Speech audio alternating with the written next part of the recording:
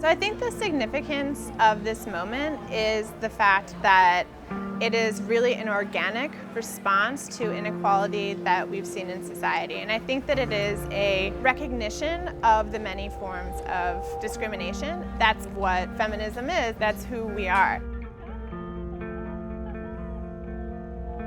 We've been waiting for the world to see how heavy this has been, right? And how lonely it has been to be carrying the burden. And I feel like particularly women of color in America have been carrying the burden of our moral possibilities for so long and silenced for so long that yesterday to me was,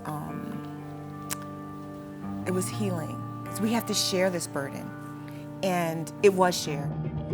What we want, what we need, what we gon' get. Being a feminist, the definition is so simple.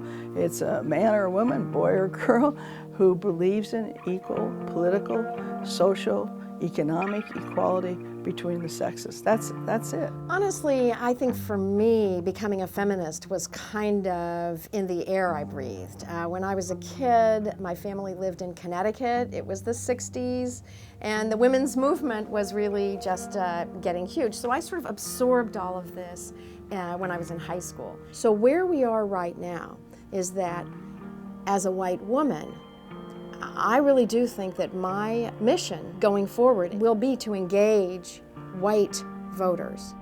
It was the white people who went for a man who promised to reinstate racial hierarchy. A lot of people don't know, and sometimes people say, oh yes, they do. Women have equal rights in America. But Supreme Court Justice Scalia said, certainly the Constitution doesn't require discrimination on the basis of sex. The question is whether it prohibits it. No, it doesn't. I'm a feminist because I just think it really means equal rights. I don't think that that's really a radical thing.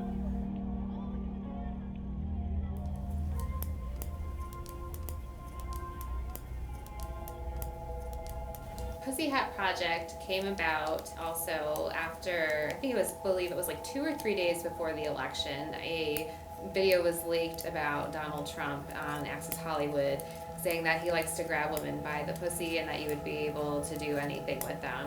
So the Pussy Hat Project is an effort to take that word back and not to de-demonize that word in a sense. All sorts of people can all come together and stand up and voice that they care about women's rights. We've been made a stereotype, you know, a terrible stereotype, a caricature. But when people, and now we're everywhere, but still, we're not everywhere. And women are now virtually half the workforce in the United States. But that isn't just the United States, it's worldwide. If these guys think they're going to push us back, they're not going to do it without a big fight. And I don't really see how they win. I look at the world through Black girl eyes, looking for where are the women in whatever's going on. So I think that's the beginning of our transformation, is to see ourselves as leaders, but also to see the possibility of this, right? And yesterday was an amplification of that or an illustration of that, but to see that, because anything starts as an idea, as an imagination. One of our major goals is to gain full constitutional equality for women and in the United States Constitution. The Equal Rights Amendment was first introduced in 1923, just a few years after the 19th Amendment was ratified. And it was introduced by Alice Paul, who kind of was looking for the women's equivalent of the 14th Amendment. Because she said, until we have equality written into the Constitution for women, we won't have equality in society.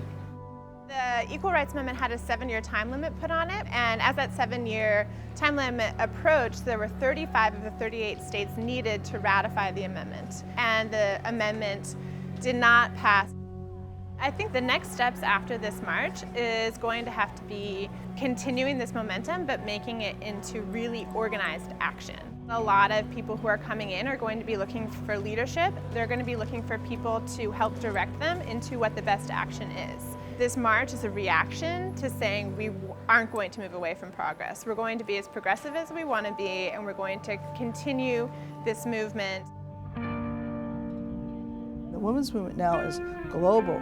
I give tremendous credit to the organizers and to modern communications that the word spread. But why did it spread so fast? Is people are outraged by the agenda. This is not just marching down the street. This is protest to a reactionary viewpoint on a whole host of issues. And it's not going to stop January 21st. It is the energy to reignite a huge progressive movement, frankly, bigger than it's ever been. What happened yesterday in terms of women not just having a voice, but leading, we can see how we can activate that in our lives. And that's what I hope people do tomorrow, right? Like when the pink hats come off, do you keep going? Do you have the stamina of Ida B. Wells? Do you have a stamina of Harriet Tubman or Shirley Chisholm? Women of this generation are so dope. Like, you are what we've been waiting for. I'm looking at y'all directly, like, look at you. This is what you've got, we've always been dope, but now we're dope with tools.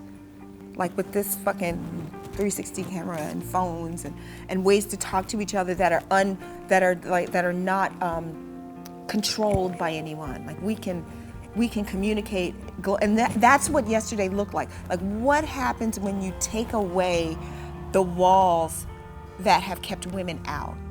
One of the signs, I think one of the speakers talked about it too, like the sign that said, "Women are the wall, and Donald and Trump's gonna pay." Like, we've been waiting for this moment, and we've been envisioning it.